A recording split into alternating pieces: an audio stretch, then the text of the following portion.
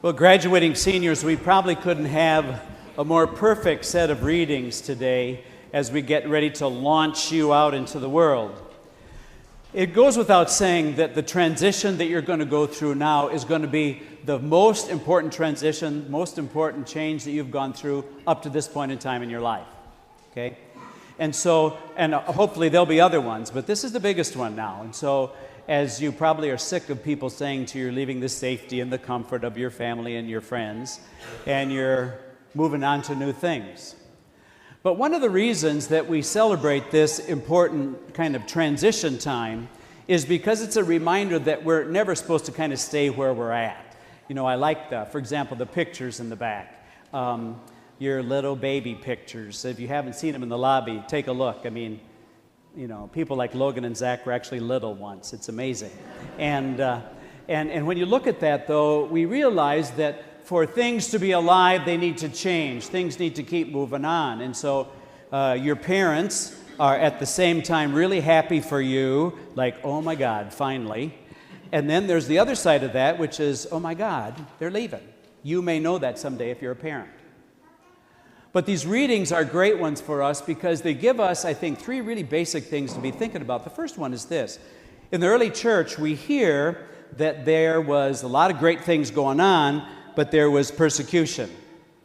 And one of the things to think about is when you get out into the world, when you stand up for things that are right, people are not going to like it. You're always going to hit some kind of opposition.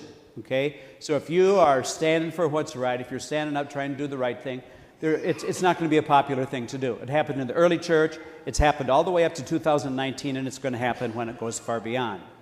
And one of the reasons that I say that to you is because we expect you to make a difference in the world. Yes, I know that we're saying that to the bazillion high school graduates that are happening across the country this year, but we do. The headlines that we see in the paper wouldn't be what they are today if more people would say, I don't know, but I'm not going to do that. I'm going to stand for something else. I'm going to make a difference. So no pressure, but that's what we expect of you. We expect you in your world to make a difference. Somehow, some way to make a difference. Now, how does that happen, you might ask? It happens the same way that you got to where you're at today, with your family, your friends, and your faith. It's what I've been preaching about for 2 years about relationships. It's your relationships that got you here today. Frankly, it's your connections. And so on Good Shepherd Sunday, we have a great image about Jesus' relationship with us. And to be connected to Christ, it's really easy. He said, my sheep hear my voice and they follow. They hear and they follow. They hear and they follow. Kind of like you with your parents. There probably were some times that you heard but didn't follow, and you had to have a little conversation about that. Or it might be when your folks were at something at school, and there's a lot of hubbub and roar, and they're hollering your name and following your name, and all of a sudden you hear their voice over the other ones. Well, that's the way the world is. There's going to be a lot of voices competing for your attention. One of the prayers, we don't have it in this Sunday's Mass, but one of the prayers out of the sacramentary says, Lord, help us to focus on your light in a world filled with lights contrary to your own. There are going to be a lot of things trying to get your attention, okay? And so you need to stay connected. You need to stay connected. Now, how do you do that? By listening and by following. And so now it's really been relatively easy for you to do that because you're a tight group. You're a tight group. You have relationships, you have family. But when we get away a lot of times, we realize what those relationships really were. It's easy to do the right things and to have those same kind of values and do those things when you're with the people who you know and support and it's safe. But when you get out in the world, it's a whole different ballgame. And so you need to say, what am I going to do to be able to stay connected, okay? One of the reasons that we do that, though, is because of the protection that Christ offers us. He says to us, if you stay connected to me, nothing's going to take you out of my hand.